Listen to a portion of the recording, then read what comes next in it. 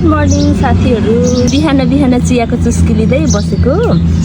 उता टिकटकभरि चाहिँ भाइरल छ के बुढाको अचारमा पेची परो भनेर। यहाँनिर चाहिँ बुढाले ल्याएको बिस्कुटमा केसी परेछ कि देख्नुहुन्छ कि देख्नुहुन्न है। यो बिस्कुटमाथि खडिरहेछ।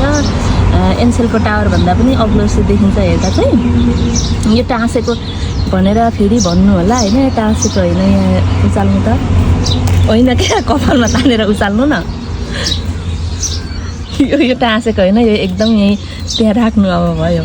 सुपर ग्लुले टाँसे जत्तिकै यो यहीँ एट्याच भएको छ है साथीहरू। Good morning. यस्तो चिज चाहिँ किन पर्नु होला? पऱ्यो भने अलिक राम्रो चिजहरू, अलिक पैसा आउने धन आउने चिजहरू पर्नु नि त हो। अलिक पेचीको साटो सुनको टप पर्नु, केसीको साटो ब्रासलेट पर्नु होइन। यो हातले पुरा मिचेर बनाएको होला नि त। यहाँ सुनको ब्रासलेट परेको भए कडक पटक सुन कडक कटक क्या भए। दोष कसलाई दिने कि कम्पनीलाई दिने कि आफूले बनाएको खानुमा पनि अब कहिले ढुङ्गा पर्छ, कहिले कपाल पर्छ होइन।